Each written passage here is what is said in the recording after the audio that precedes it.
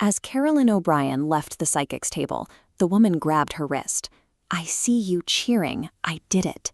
Years later, sitting in her car, Carolyn scratched a lottery ticket to reveal a $3 million jackpot. When she arrived at the lottery office, holding the giant ceremonial check, she shouted those exact predicted words, "I did it." The mathematical reality of the lottery is brutal. Your odds of holding a winning ticket are often 1 in hundreds of millions, requiring near impossible statistical luck. Yet Carolyn belongs to a highly unusual subset of jackpot winners. Long before the numbers are ever drawn, these individuals claim they possess specific advanced knowledge of their own windfalls. This forces a difficult question. Are these winners simply the most extreme statistical outliers we have on record? Or is human consciousness actually capable of retrieving information from the future? One of the most common ways this phenomenon appears is through sleep. Winners frequently report their subconscious acting as a receiver, downloading highly specific data points about events that have not yet occurred. Take Kelly Grace Gaddis. She dreamed of a very specific set of variables, playing a game called Lucky for Life, purchasing the ticket at exactly 2 p.m. from a clerk wearing a name tag that read Eileen. The following afternoon, Kelly walked into a store she rarely visited.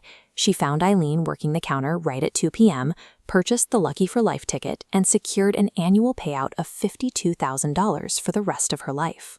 Another winner, Miss Phoenix, visualized her victory through a digital readout.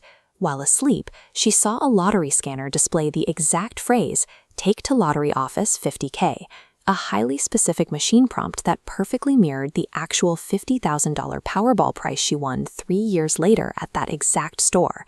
These are not vague feelings of good fortune. The precision of the details suggests the sleeping brain is actively extracting verifiable facts from a future timeline. While dreamers passively receive these signals, other winners attempt to actively manufacture them. They practice intentional manifestation, attempting to force reality to match their desired outcomes. Cynthia Stafford focused on an exact number. She wrote $112 million on a piece of paper, placed it under her pillow, and spent weeks meditating on that specific arbitrary figure. In May 2007, her Mega Millions Quick Pick numbers matched the draw. The final payout she collected was exactly $112 million. To understand the mechanics of how an intention translates into reality, researcher Sean McNamara proposes a concept he calls future self-telepathy. Winning a major jackpot triggers an intense physiological shock and adrenaline surge. McNamara hypothesizes that this massive emotional energy creates a wave that ripples backward through time, directly to the person's past self. Under this framework, what we observe as extraordinary luck is actually a closed communication loop. The present-day player is successfully decoding a high-stakes distress signal broadcast by their future victorious self. To test this hypothesis, we have to look at the data from the other side of the counter. The legal and administrative professionals who manage these jackpots offer a very different perspective. Kurt Panusis, an attorney who specializes in representing billionaire lottery winners, receives phone calls on a weekly basis from individuals who have experienced intense premonitions and are absolutely convinced they are about to win. The empirical data is grim.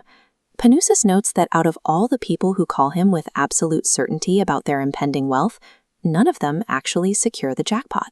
This discrepancy introduces a scientific explanation, survivorship bias. Because hundreds of millions play the lottery and millions dream of winning nightly, the law of large numbers dictates the outcome. It guarantees somebody, somewhere, will dream about winning right before they actually do. Statistics provide a clean, rational explanation for the sheer volume of claimed premonitions, but it forces us to evaluate whether the cold mechanics of probability can fully account for the eerie pinpoint specificity of a $112 million guess.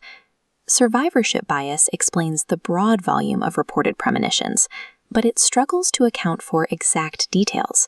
It fails to cleanly resolve how a dreaming brain produces the name Eileen on a specific, previously unknown name tag. Because the outcomes are absolute and documented, the lottery serves as a unique laboratory.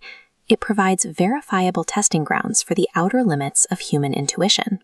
Whether these wins are statistical glitches or glimpses into tomorrow, they suggest that time is not a straight, predictable line. Engaging with this phenomenon appears to rely on a profound level of self-belief. As one researcher shared with a winner, the primary catalyst might be leaning into the simple, grounding fact that no one is you. A jackpot is never a certainty.